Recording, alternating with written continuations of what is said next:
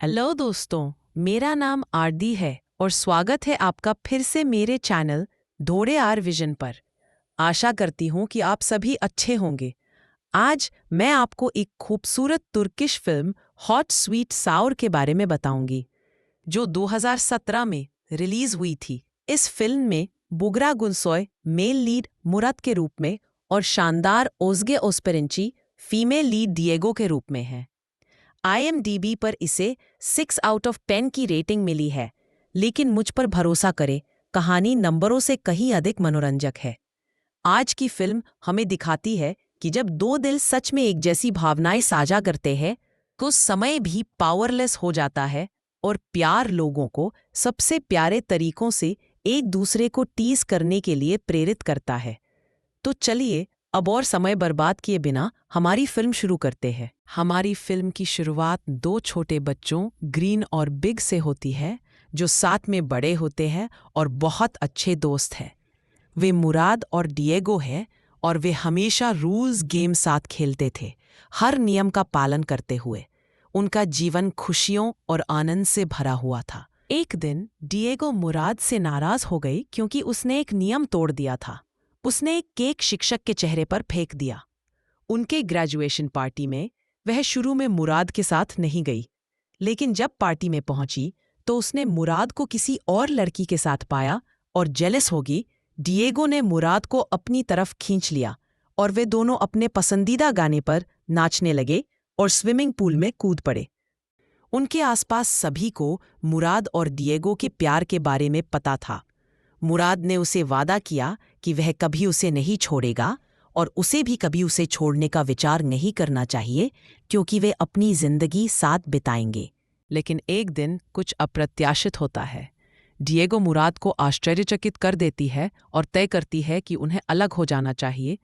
पहले मुराद सोचता है कि यह कोई मजाक या खेल है, लेकिन उसके इस फैसले के पीछे गंभीर कारण हैं। वह बताती है कि उसे अमेरिका की एक यूनिवर्सिटी में दाखिला मिल गया है और उसे विदेश जाना पड़ेगा। मुराद उसके साथ मिलकर एक्सेप्टेंस लेटर पढ़ता है और हैरान रह जाता है। विदेश में पढ़ाई करना कभी उसका सपना नहीं था।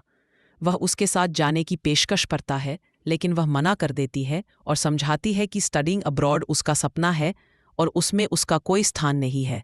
फिर भी मुराद का उसके लिए प्यार उसके दर्द से भी मजबूत है और वह सब कुछ धैर्यपूर्वक सुनता है। वह एक समझौता प्रस्तावित करता है।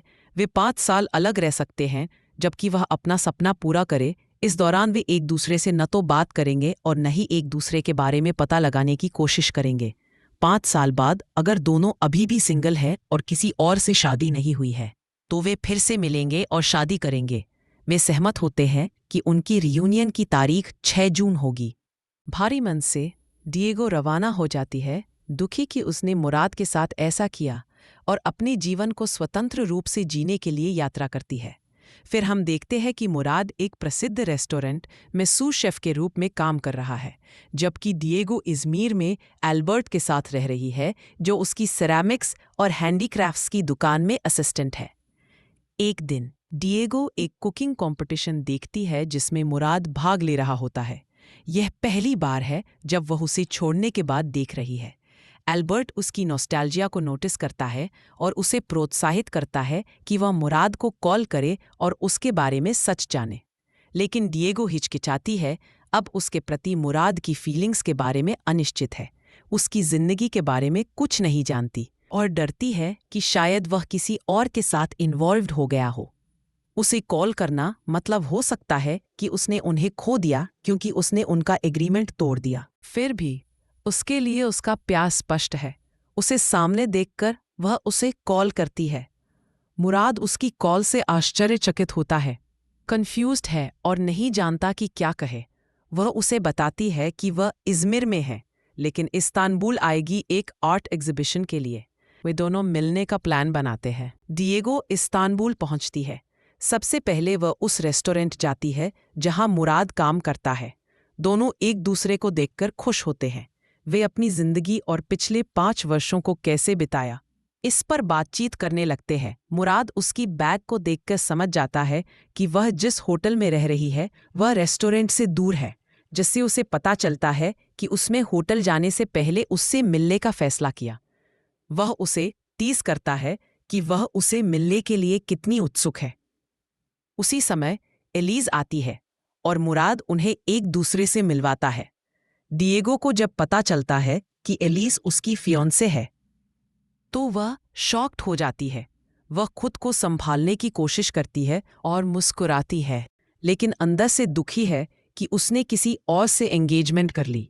एलीज अपनी उपस्थिति को और बढ़ा देती है और डिएगो से कहती है कि शादी 10 दिनों में है और उसका वहां होना उसे इसे विटनेस करने का मौका देता है। रास्ते में एलीस मुराद के व्यवहार के बारे में बात करती है। कहती है कि उसने उसका पूरा जीवन बदल दिया और डिएगो से पूछती है कि क्या उसका कोई बॉयफ्रेंड है। तो डिएगो को बताना पड़ा कि वह इज़मिर में किसी के साथ रिलेशनशिप में है।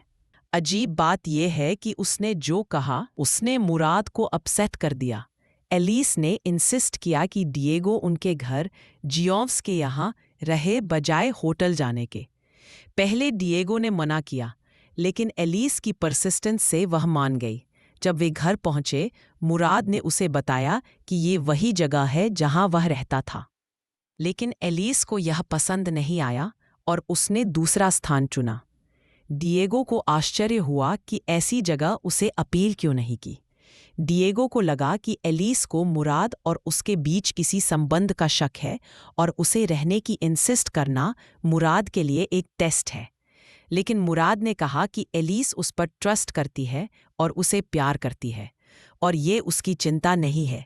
मुराद और डिएगो के बीच कुछ भी नहीं है। उसके शब्दों ने उसे बहुत अपसेट किया। डिएगो ने मुराद से पूछा कि उसे एलीस कैसी लगती है। उसने कहा कि सबसे महत्वपूर्ण बात यह है कि वह उसे हमेशा अपने पास चाहता है और अपने सपने उसके साथ साझा करना चाहता है। डिएगो समझ गई कि वह उस चीज़ का जिक्र कर रहा है जो उसने सालों पहले उसे छोड़ते समय उसके साथ किया था। उसने उसे बताया कि जो उन्होंने तब अनुभव किया वह चाइल्डिश था। रात को डिएगो ने एल्बर्ट को मुराद की एंगेजमेंट के बारे में बताया और कहा, मुझे उसे छोड़ना पड़ा ताकि वह अपनी जिंदगी जी सके। उसका जवाब अजीब था। उसने कहा कि उसे लगता है एलीस मुराद के लिए सही नहीं है और उसे मुराद को ये बताना चाहिए कि एलीस उसके लिए सही नहीं है। अगले दिन वह रेस्टोरेंट में मुराद से मिलने गई और उसके परिवार से मिलने की अनुमति मांगी।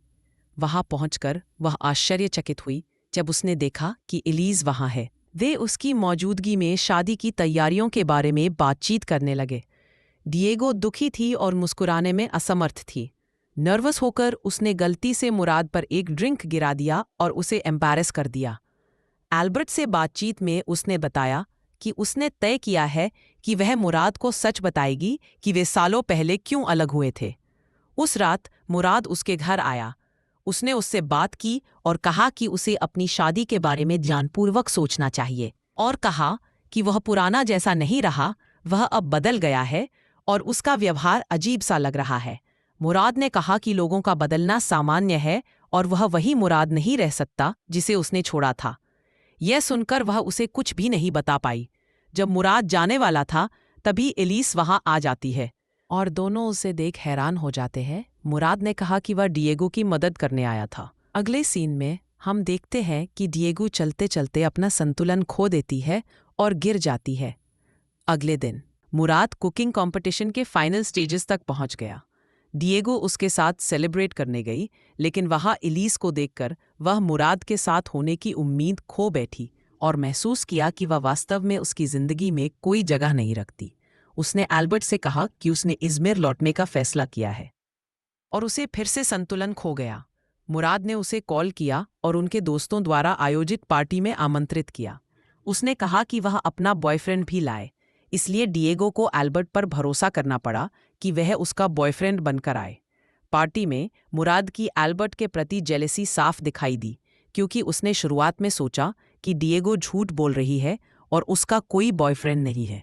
मुराद ने उनका पसंदीदा गाना बजाया और वे बहुत करीब हो गए, लेकिन डांस के अंत में उसने एलीस को हग करने के लिए उसे छोड़ दिया। डिएगो एम्बैरेस्ड महसूस करती है और इज़मिर लौटने का फैसला करती है। फिर मुराद ने उसे कहा कि यात्रा करने से पहले कहीं उसके साथ चलो। वह उसे उस कैफ़े ले गया जहां वे अक्सर मिलते थे। वहां पहुंचने पर एक फ्लैशबैक आया उस दिन का जब वे अलग हुए थे। मुराद ने उसे प्रपोज किया था, लेकिन उसने मना कर दिया और अपने अलग होने के निर्णय के बारे में बताया। और अब हमारी कहानी लौटकर वर्तमान समय में आती है। उसने उनके बीच हुए अग्रीमेंट को याद किया और समझा कि मुराद ने उसका पालन नहीं किया और एलिस से एंगेजमेंट कर ली। फिर उसने कहा कि अल्बर्ट उसका बॉयफ्रेंड नहीं है, वह सिर्फ उसके बॉयफ्रेंड होने का नाटक कर रहा था।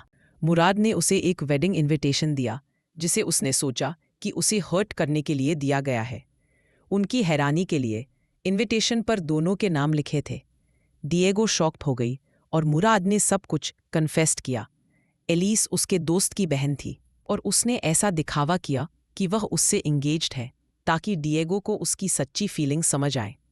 उसने यह भी बताया कि जिस घर में वह रह रही थी वह उसके लिए खरीदा गया था और वह पूरे 5 सालों से उसका इंतजार कर रहा था। 6 जून की तारीख, जिसे उन्होंने तय किया था, उनका शादी का दिन होगा। डिएगो ने उससे शादी करने के लिए सहमति दे दी और वे अत्यंत खुश थे। बाथरूम में डिएगो को फिर से संतुलन खोने का अनुभव हुआ और वह फर्श पर गिर पड़ी। वह डॉक्टर से मिलने गई, जहां पता चला कि वह गंभीर रूप से बीमार है और उसकी हालत समय के साथ और बिगड़ेगी। वह इस बीमारी के बारे में 5 साल से जानती थी, लेकिन अब तक कोई सिम्टम्स नहीं आने के कारण उसने खुद को उम्मीद दी थी कि वह ठीक हो गई है। यह खबर उसे दिल टूटने और खो जाने जैसा महसूस करवा गई। उसने मुराद को कॉल किया और मिलने के लिए कहा। जब वह पहुंचा तो पहली चीज जिसने उसका ध्यान खींचा वह उसका ट्रैवल बैग था और तुरंत उसे चिंता होने लगी। डिएगो ने बताया कि उसने फिर से जाने का निर्णय लिया है और उन्हें अलग होना चाहिए। पहले मुराद ने सोचा कि वह मजाक कर रही है। उसने एलिस का एंगेजमेंट लेटर भी लौटा दिया, यह कहते हुए कि यह उसका अंतिम निर्णय है। यह दोनों के लिए बेहतर होगा अगर वह उसे भूल जाए। मुराद चौंक गया, उसकी बातों को समझ नहीं पा रहा था। आखिरकार उसके इमोशंस फूट पड़े। उसने याद दिलाया कि जब उसने पहली बार उसे छोड़ा था, उसने इसे स्वीकार किया ताकि वह अपने सपनों का पालन कर सके। दुख के बावजूद उसने पूरे 5 सालों तक उसके लिए फेथफुली इंतजार किया और जब वह आखिरकार लौटी तो उसने खुशी मनाई। लेकिन अब वह फिर से उसके दिल को चोट पहुंचा रही थी। उसके साथ खेल रही थी, प्यार करने का नाटक कर रही थी और फिर से दूर जाने का इरादा रखती थी। क्रोध से ओतप्रोत उसने उस पर स्वार्थी होने का आरोप लगाया और घोषणा की कि सजा के रूप में वह बाकी जिंदगी अकेली जिएगी, और चिल्लाया कि वह उसे कभी फिर नहीं देखना चाहता। डिएगो डेवस्टेटेड हो गई और अपने निर्णय के पीछे की सच्चाई नहीं बता पाई। 1 महीने बाद मुराद नाजुक स्थिति में था। फिर उसने कुछ खोजा जिसने सब कुछ बदल दिया।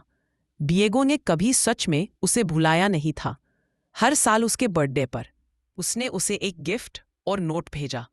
जब उसने उन्हें सभी एक साथ इकट्ठा किया तो उसने रिपीटेडली उसके शब्द पढ़े, I am with you forever. भावनाओं से अभिभूत होकर उसने इज़मिर यात्रा करने का फैसला किया ताकि उसे ढूंढ सके। जब वह उसके शॉप पहुंचा तो वह वहां नहीं थी। अल्बर्ट ने उसे दूर रहने को कहा, जिससे एक हीटेड आर्ग्यूमेंट हुई। अंततः मुराद ने पता लगाया कि वह कहाँ रह रही है और उसके पास गया। उसकी हैरानी तब और बढ़ गई जब उसने उसे फिर देखा तो वह केन के सहारे चल रही थी।